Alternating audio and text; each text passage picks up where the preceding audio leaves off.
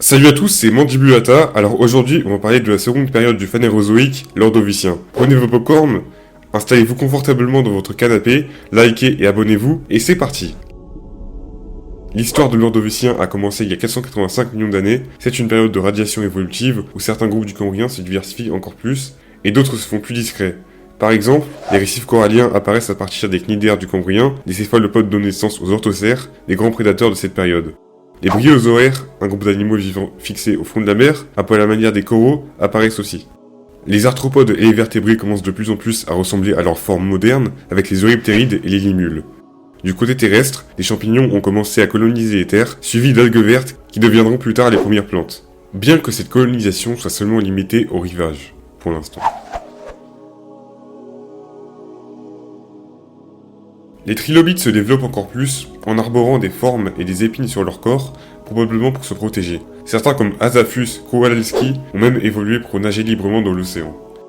Du côté des arthropodes modernes, les chélicérates, l'embranchement des araignées, des scorpions et des limules, depuis le petit Sanctacaris, ont bien grandi. En effet, ils ont donné naissance au groupe gigantesque des euryptérides, ou plus communément appelés scorpions de mer, qui étaient vraiment incroyables. En effet, les euryptérides étaient des super prédateurs à l'Ordovicien, se nourrissant probablement de mollusques, de trilobites, de poissons et d'autres animaux de cette époque. Le tout premier euryptéride connu était Pentecopterus, un euryptéride ayant vécu dans ce qui est actuellement les USA il y a 467 millions d'années de cela. Il mesurait 1,7 m de long et était sûrement un prédateur haut placé dans la chaîne alimentaire, chassant les ostracodermes et d'autres groupes. Pentecopterus était en concurrence avec d'autres géants de son époque, comme les orthocères dont on va parler juste après.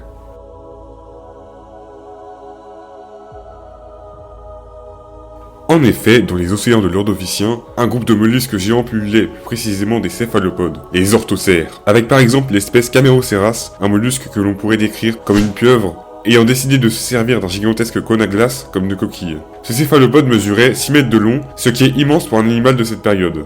C'était sûrement un prédateur se nourrissant de trilobites, de riptérides, de vertébrés et sûrement d'autres animaux. Du côté des autres mollusques, les autres groupes, tels que les bivalves et les gastéropodes, continuent leur évolution et se diversifient.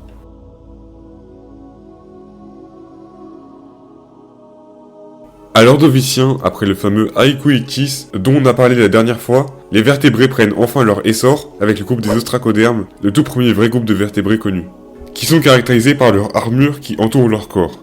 En effet, ce groupe avait une sorte de carapace osseuse qui sert à les protéger des attaques extérieures. Les yeux des ostracodermes étaient encore peu développés, distinguant très mal l'environnement. Contrairement à leurs ancêtres, les ostracodermes dédient entièrement leurs branchies à la fonction de la respiration, alors que chez les poissons primitifs du Cambrien, les branchies servaient aussi à l'alimentation. Par exemple, Arandaspis, un des premiers ostracodermes connus, vivait au fond des océans ordoviciens et mesurait entre 12 et 14 cm de long. Comme Arandaspis ne possédait pas de mâchoire, il aspirait sa nourriture qui était sûrement constituée de débris et d'invertébrés avec sa bouche. Pendant l'Ordovicien, les ancêtres des poissons à mâchoire commencent à émerger, et cette caractéristique jouera un rôle important dans l'essor des vertébrés.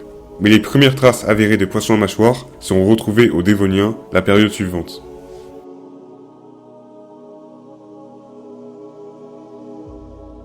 Pendant l'Ordovicien, plusieurs continents coexistent sur la surface terrestre.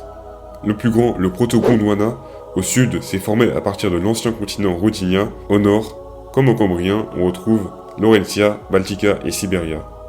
Même si vers la fin de la période, un nouveau continent appelé Avalonia entre en collision avec Baltica, entre les trois continents Laurentia, Baltica et Sibéria, l'environnement peu profond était propice à l'explosion de formes de vie, ce qui a permis à tous les animaux dont j'ai parlé précédemment de proliférer pendant la période. Mais du côté du climat et autres données liées, à l'Ordovicien, la température moyenne est de 16 degrés. Et bien évidemment, pendant l'Ordovicien, la température n'était pas constante.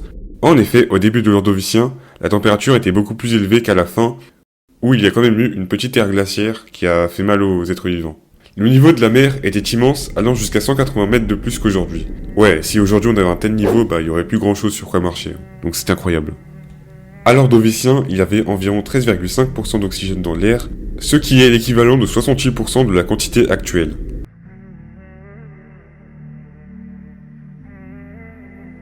La fin de l'Ordovicien fut assez drôle.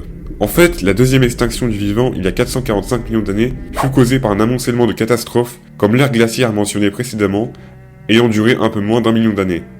Les espèces étant incapables de s'adapter aux conditions de vie nouvelles, se sont donc éteintes. Et encore, ce n'était que le début des ennuis, car à des années-lumière de la Terre, une étoile venait de mourir, ses réserves d'hydrogène étant totalement à sec. Et donc, elle devint une supernova, mais pas comme les autres. En effet, lors de sa mort, elle émit un sursaut gamma, ce qui est en gros une déflagration très puissante de radiation partant dans tous les sens à la mort d'une étoile. Ces radiations, après avoir voyagé pendant des années dans l'espace, touchèrent la Terre, détruisant la couche d'ozone et ainsi exposant la surface terrestre à des rayonnements ultraviolets qui normalement étaient filtrés par la couche d'ozone, mais qui maintenant ne le sont absolument plus. Ce qui provoqua une hécatombe dans les fonds marins. En effet, avec l'effet des glaciations ajoutés à ces événements, ils donnèrent lieu à la disparition de 49% des espèces de la fin de l'Ordovicien et à l'affaiblissement de nombreux groupes comme les trilobites par exemple. Mais comme à chaque fois, la vie retrouve toujours son chemin.